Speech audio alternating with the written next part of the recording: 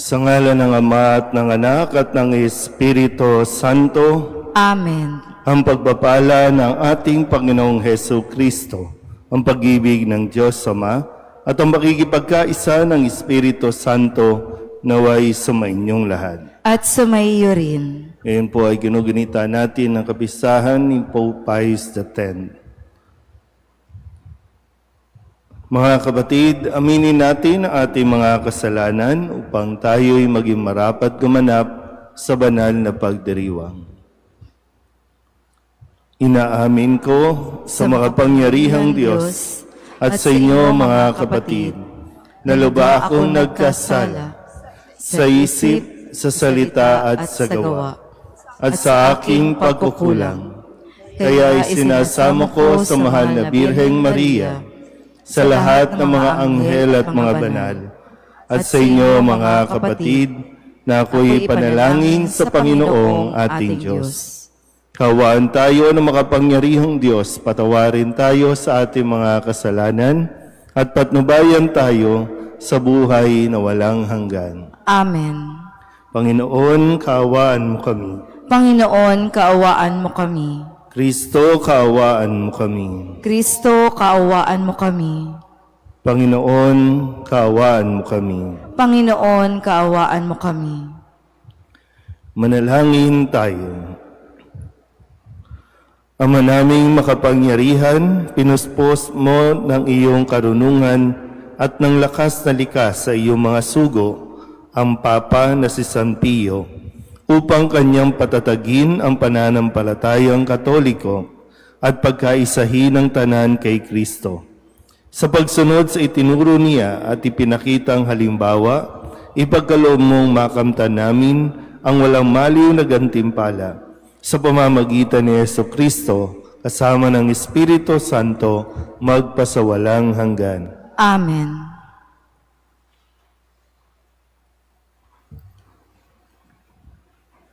Pagbasa mula sa aklat ng mga hukom. Noong mga araw na iyon, ang Espiritu ng Panginoon ay lumukob kay Jefte. Nagpunta siya sa Galaad at Manases. Pagkatapos ay nagbalik sa Mispa, Galaad, at saka nagtuloy upang salakayin ang mga Amonito. At nangako si Jefte sa Panginoon ng ganito: kapag niloob ninyo na malupig ko ang mga Amonitong ito, susunugin ko bilang handog sa inyo ang unang sasalubong sa akin pag-uwi ko. Sinalakay nga ni Jefte ang mga Amonito at pinagtagumpay siya ng Panginoon. Nalupig nila ang mga kalaban at nasakop ang 20 lungsod mula sa Aroer, sa palibot ng Minit hanggang sa Abel-Keramin. Marami silang napatay na Amonito. Nang magbalik si Jefte sa Mispa, sinalubong siya ng anak niyang babae na sumasayaw sa saliw ng kanyang tamburin. Siya lamang ang anak ni Jefte. Nang makita siya ni Jefte, hinatak niya ang kanyang kasuotan at buong paghihinagpis na sinabi, "Anak ko, kay bigat na bagay nitong ginawa mo sa akin ngayon. Naipangako ko sa Panginoon na ihahandog ko sa Kanya ang unang kasambahay kong sasalubong sa akin ngayon." Sumagot ang anak ni Jefte, "Kung nakapangako kayo sa Kanya, tuparin ninyo, yamang niloob niyang magtagumpay kayo sa inyong mga kaaway na mga Amonito. Ngunit may isa lamang po akong ipapakiusap sa inyo. Bayaan ninyong isama ko sa bundok ang aking mga kaibigan upang ipagluksa ko ng 2 buwan ang aking pagkadalaga." Pumayag naman si Jefte na umalis ng 2 buwan ang anak niya. Nagpunta nga ito sa bundok kasama ang kanyang mga kaibigan upang ipagluksa ang kanyang pagkadalaga, pagkat mamamatay siya nang hindi magkakaasawa. Pagkaraan ng 2 buwan, nagbalik siya sa kanyang ama at isinagawa naman nito ang kanyang pangako sa Panginoon. Ang salita ng Diyos. Salamat sa Diyos. Handa akong naririto upang sundin ang loob mo. Handa akong naririto upang sundin ang loob mo. Mapalad ang taong may tiwala sa Diyos at sa Diyos ay hindi dumudulog, hindi sumasama sa nananambahan sa mga nagkalat na Diyos-Diyosan. Handa akong naririto upang sundin ang loob mo. Ang mga panghandog, pati mga hain at mga hayop na handang sunugin, hindi mo na ibig sa dambana dalhin, upang yaong salay iyong patawarin. Sa halip, ang iyong kaloob sa akin ay ang pandinig ko, upang ika'y dinggin. Handa akong naririto upang sundin ang loob mo. Kaya ang tugon ko, ako'y naririto, nasa kautusan ang mga turo mo.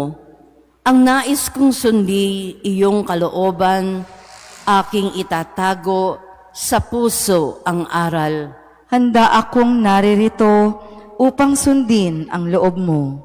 Ang pagliligtas mo'y aking inihayag, saan man magtipon ang iyong mga anak. Di ako titigil ng pagpapahayag. Handa akong naririto upang sundin ang loob mo. Magsitayo na po ang lahat.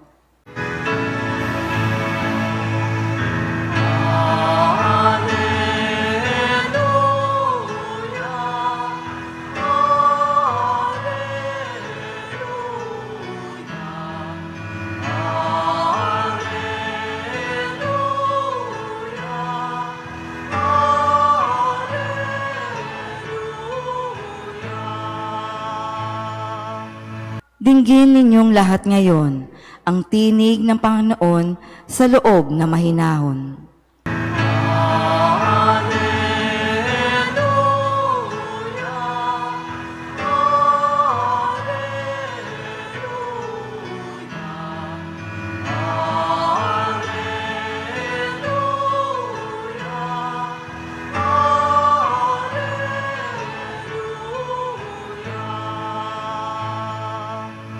Sumainyo ang Panginoon. At sumaiyo rin. Ang mabuting balita ng Panginoon ayon kay San Mateo. Papuri sa iyo, Panginoon. Noong panahong iyon, muling nagsalita sa mga punong saserdote at matatanda ng bayan si Jesus sa pamamagitan ng talinghaga. Sinabi niya, ang paghahari ng Diyos ay katulad nito. Nagandog ng isang piging ang isang hari sa kasal ng kanyang anak na lalaki. Sinugo niya ang kanyang mga alipin upang tawagin ang mga inanyayahan, ngunit ayaw nilang dumalo. Muli siyang nagsugo ng iba pang mga alipin at kanyang pinagbilinan. Sabihin ninyo sa mga inanyayahan na naihanda ko na ang aking piging, napatay na ang aking mga baka at mga pinatabang guya, at handa na ang lahat ng bagay. Halina kayo sa piging. Ngunit hindi ito pinansin ng mga inanyayahan. Humayo sila sa kani-kanilang lakad. Ang isa sa kanyang bukid at sa kanyang pangangalakal naman ang isa. Sinunggaban naman ng iba ang mga alipin, hinamak at pinatay. Galit na galit ang hari. Pinaparoon niya ang kanyang mga kawal, ipinapuksa ang mga mamamatay taong iyon at ipinasunog ang kanilang lungsod. Sinabi niya sa kanyang mga alipin, nakahanda na ang piging, ngunit hindi karapat-dapat ang mga inanyayahan. Kaya't pumunta kayo sa mga lansangang matao at inyong anyayahan sa kasalan ang lahat ng makita ninyo. Lumabas nga sa mga pangunahing lansangan ang mga alipin at isinama ang lahat ng natagpuan, masasama't mabubuti, anupat napuno ang mga panauhin ang bulwagang pangkasalan. Pumasok ang hari upang tingnan ang mga panauhin at nakita niya roon ang isang taong hindi nakadamit pangkasalan. Kaibigan, bakit ka pumasok dito nang hindi nakadamit pangkasalan? Tanong niya. Hindi nakaimik ang tao, kaya't sinabi ng hari sa mga katulong, gapusin ninyo ang kanyang kamay at paa at itapon siya sa kadiliman sa labas. Dooy mananangis siya at magngangalit ang kanyang ngipin. Sapagkat marami ang tinatawag, ngunit kakaunti ang nahihirang. Ang mabuting balita ng Panginoon. Pinupuri ka namin, Panginoong Hesukristo. Isang magandang umaga po sa inyong lahat. At atin pong ginugunita ang kapistahan ni Pope Pius X o San Pio ika-10 na nung panahon na siya ang Santo Papa ay kanyang nagkaroon ng reform sa simbahan, lalong ilan sa mga bahagi ay yung pagdiriwang sa mga liturhiya, yung mga liturgical celebrations natin. Ganon din naman yung pagtanggap ng komunyon para sa mga bata at yung madalas na pagtanggap sa komunyon. Dahil dati ay dahil nga sa sitwasyon, halos isang beses isang taon lang ang pagtanggap ng komunyon dahil ganun lang nakakapagdiwang. At nung panahon ni Pope Pius X ay pinahayag ng simbahan yung kahalagahan ng palagiang pagtanggap ng banal na komunyon at iba pang mga pagbabago pagdating sa atin pong simbahan. At ngayon sa ating ebanghelyo, sa tulong ni Pope Pius X ay atin ding maunawaan ang talinghaga, ang paggamit ni Jesus ng kwento upang maipaliwanag ang paghahari ng Diyos. Sa kwentong ito, makikita natin na ang pagpasok sa langit, ito ay katulad nga ng isang pagdiriwang ng isang kasalan at siguro naman nakaka-attend na kayo ng mga wedding celebration, magarbo, masasarap na pagkain, masasaya at masaya ang mga programa. Yun yung dinidescribe ni Jesus sa kanyang mga kausap at maging sa panahon natin ngayon. Pero ang pagpasok sa langit, tandaan po natin, ay by invitation. Hindi ito yung basta-basta na lang papasok ka, gusto mong pumasok. Iniimbitahan ng Diyos ang una, sabi nga dito, mayroon siyang gustong imbitahan. Ito yung mga malalapit sa Kanya, ito yung mahalaga sa Kanya. Gusto niya kaisa nila o makasama sila sa pagdiriwang na ito sa isang espesyal na okasyon ng Kanyang anak. Pero sa kasawiang palad, tinanggihan at ayaw dumalo ng yung bang priority, mga VIPs para dito sa nag-iimbita. Pero may kanya-kanyang dahilan at tinanggihan ang imbitasyon. Yung iba naman ay talagang mas naging bayolente kasi yung mga naging ipinadala ay binugbog, pinatay. Kung kaya't ang paanyaya ay binuksan para sa lahat. Sabi nga po, mabubutit, masasama ay inimbitahan dahil handa na, sabi nga, handa na ang lahat. At yun, kaya ang isa sa mga turo natin na ang simbahan ay para sa lahat. Hindi lang para sa mga mabubuti, kundi para din, ang imbitasyon ay para din sa mga makasalanan. Pero, tingnan natin, ano bang pinagkaiba? Ano ba tayo? Ano bang pinagkaiba natin, tayo na araw-araw na nagsisimba, doon sa mga hindi nagsisimba? Ano bang pinagkaiba natin sa kanila? Kasi dito, yung mga inanyayahan, hindi dumalo. Tapos, yung mga dumalo naman, ay mayroong mga dumalo na hindi naging handa. Alam mo nang may kasalan, pero bakit hindi ka nakadamit pang kasalan? Kung kaya, kahit nandoon na sila sa langit, sila ay itinaboy pa rin, iginapos, itinapon doon sa tinatawag na nating impyerno, doon sa kung saan magngangalit ang kanilang mga ngipin. So, maganda kasi mapagnilayan natin, tayo bang mga nagsisimba ngayon, dito man, physical man, o sa mga nasa online, handa ba talaga tayo sa pagdalo natin sa misa? Kasi sabi nga, no, kung dito sa mundong ito, kung tayo po ay hindi sanay magsimba, paano tayo, o ayaw natin magsimba, paano tayo makakapasok sa langit? Pero ganun din naman, kung tayo ay nagsisimba naman araw-araw, handa ba talaga tayo? Proper ba ang attire natin?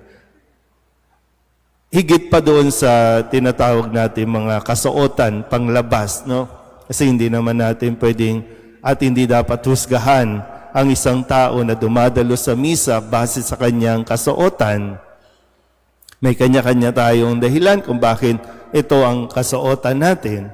Pero higit doon, yung kalooban natin, masasabi ba natin tayo ay nasa wastong pananamit, nasa wastong disposisyon kapag dumadalo tayo sa misa? Minsan mayroon tayong mga guidelines, no, paano kumilos, paano magbihis. Ito ay mga tulong para tayo malagay sa isang magandang disposisyon ng ating, para focus din tayo sa ating pagdiriwang, yung maging attentive tayo. Kasi kung pupunta ka lang dito, uupo, tayo, tapos wala ka naman sa pagdiriwang, ano nga pinagkaiba natin sa mga ayaw magsimba? So, kaya mahalaga po, no? Mahalaga na attentive tayo sa bawat pagdiriwang at nakikiisa tayo sa pagdiriwang. Hindi yung para tayong tuod. Di ba minsan, nararanasan niyo ba yung kapag meron tayong kasiyahan, tapos merong isa nagmumukmuk? Diba, panira yan eh. Nagkakasiyahan lahat, tapos ayaw makiisa. Ang hirap kaya minsan yung mga umahawak ng programa, hirap na hirap kasi yung mga tao, nandoon nga, pero ayaw mag-participate. Di wag na lang sana umaten. Pero sana po, no? Mapagnilayan natin na ginugusto natin at ikinasisiya natin na tayo po ay nasa simbahan, nakikiisa sa pagdiriwang, masayang nakikiisa sa misa, kusang loob na pumupunta at tumatanggap ng imbitasyon ng Diyos. Kusa, kasi mahirap po na pinipilit tayo at hindi tayo dapat, no, para bang nagpapapilit pa ng todo. Kasi darating ang araw, no, pag wala na tayong buhay sa mundong ito, may mga pagkakataon na nararanasan natin kapag buhay, ayaw pumasok ng simbahan. O nung nabubuhay, ayaw pumasok, ayaw magsimba. Pag namatay, ipinipilit ipasok sa simbahan na para bang okay na ba yun? Pasok na ba siya sa langit? dahil naipasok siya sa misa. Tayo din naman po ang haharap sa Diyos at sana hindi natin marinig sa ating Panginoon na gapusin yan, hindi yan karapat-dapat dito sa langit. Amen.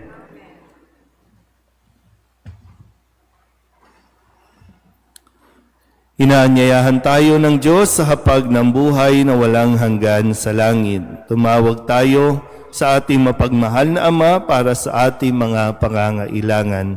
Ang ating pong itutugon, Panginoon, dinggin mo ang aming panalangin.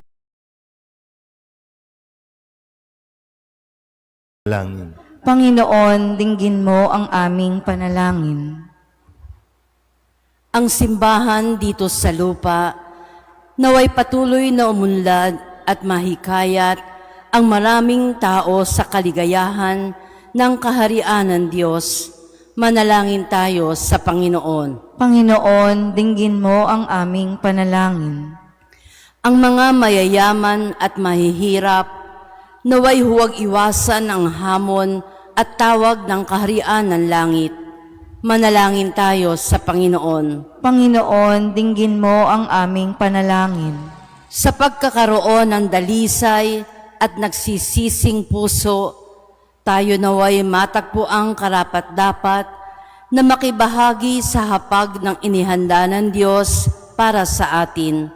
Manalangin tayo sa Panginoon. Panginoon, dinggin mo ang aming panalangin. Sa mga may sakit at may kapansanan, naway maibahagi natin ang habag at kabutihan ng Diyos.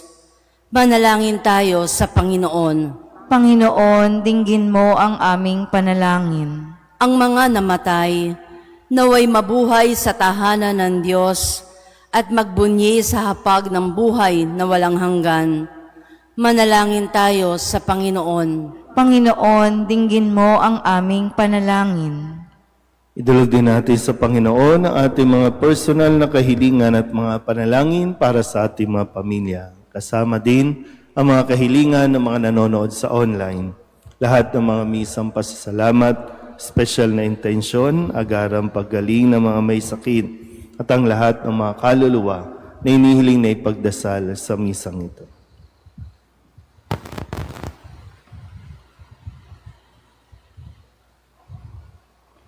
Ang lahat ng ito inihiling namin sa ngalan ni Kristong aming Panginoon. Amen.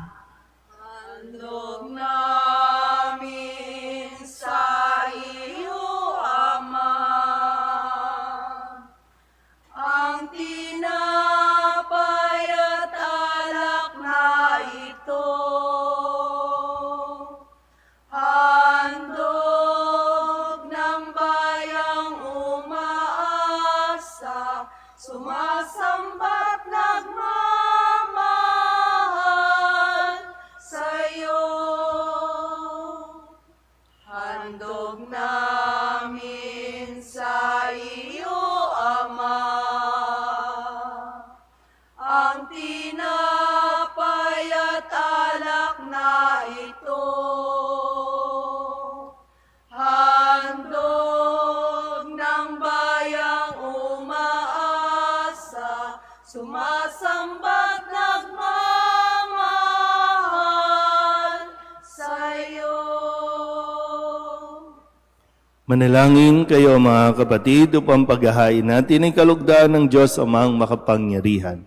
Tanggapin nawa ng Panginoon itong paghahain sa iyong mga kamay, sa kapurihan niya at karangalan sa ating kapakinabangan at sa buong sambayanan niyang banal. Ama naming lumikha, sa iyong pagpapaunlak sa natanggapin ang aming paghahain, loobin mong kaming nagdiriwang ng may pagtalima sa tagubili ni Papa San Pio ay taimtim na makaganap at makapakinabang ng wagas sa pamamagitan ni Jesucristo kasama ng Espiritu Santo magpasawalang hanggan. Amen. Sumainyo ang Panginoon. At sumaiyo rin. Itaas sa Diyos ang inyong puso at diwa. Itinaas na namin sa Panginoon. Pasalamatan natin ang Panginoong ating Diyos. Marapat na siya ay pasalamatan.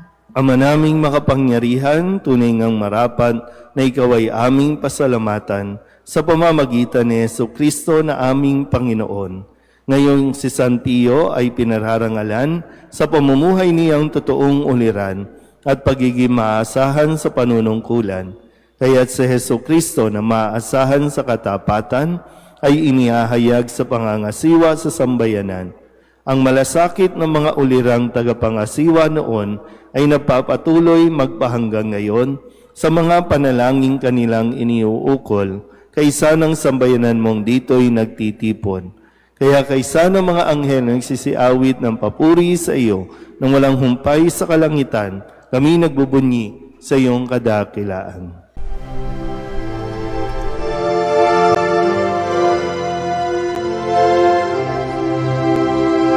Santo, Santo, Santo, Panginoong Diyos makapangyarihan, napupuno ang langit at lupa ng kalwalhatian mo.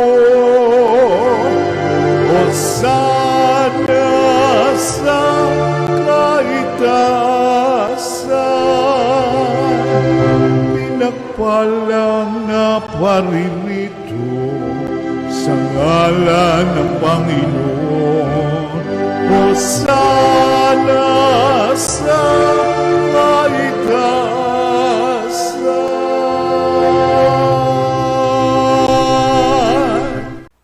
Ama naming banal, ikaw ang bukal ng tanang kabanalan. Kaya't sa pamamagitan ng iyong Espiritu, gawin mong banal ang kaloob na ito upang para sa aming maging katawan at dugo ng aming Panginoong Heso Kristo. Bago niya pinagtiis ang kusang loob na maging handog, hinawakan niya ang tinapay, pinasalamatan kaniya. Pinaghati-hati niya iyon, iniabot sa kanyang mga alagad at sinabi,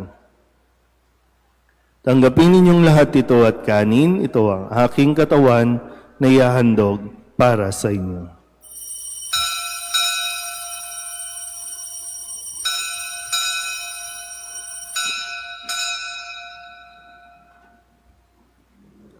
Ngayon din naman nung matapos ang hapunan, hinawakan niya ang kalis, muli kaniyang pinasalamatan. Iniabot niya ang kalis sa kanyang mga alagad at sinabi,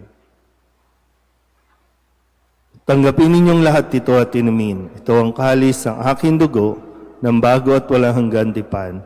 Ang aking dugo na ibubuhos para sa inyo at para sa lahat sa ikapagpapatawad ng mga kasalanan. Gawin ninyo ito sa pag-alaala sa akin."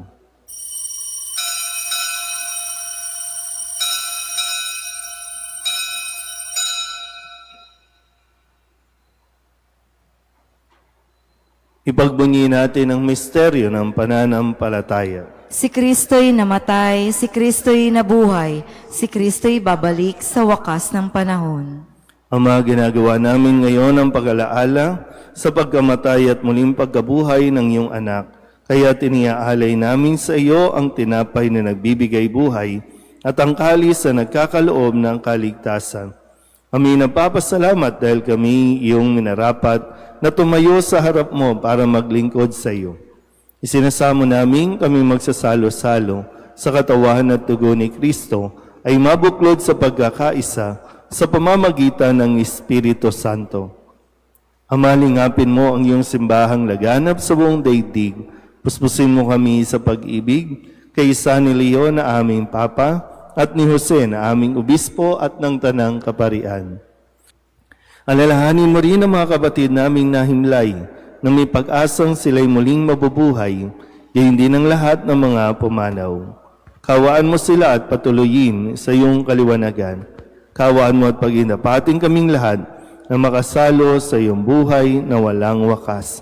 Kaysa ng mahal na Birheng Maria na Ina ng Diyos, ng kabiyak ng puso niyang si San Jose, kaysa ng mga apostol at ng lahat ng mga banal na namuhay dito sa daigdig ng kalugod-lugod sa iyo, may pagdiwang nawa namin ng papupuri sa ikararangal mo sa pamamagitan ng iyong anak na aming Panginoong Heso Kristo.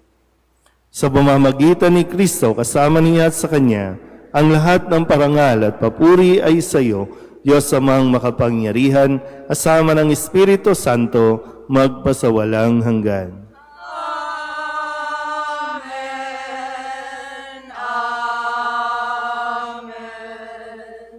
Amen.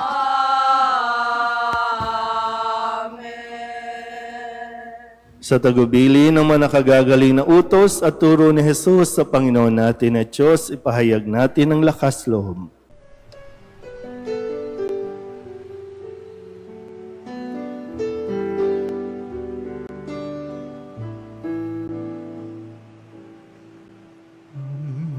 namin sumasalang ka, sambahin ang ngalan mo, mapasamin ang kaharian mo, sundin ang loob mo. Dito sa lupa para ng sa langit, bigyan mo po kami ngayon ng aming kakanin sa araw-araw at patawarin mo kami sa aming mga sala para ng pagpapatawan namin sa nagkakasala sa amin. At huwag mo kaming ipagdulot sa tukso, at yadya mo kami sa lahat ng masama.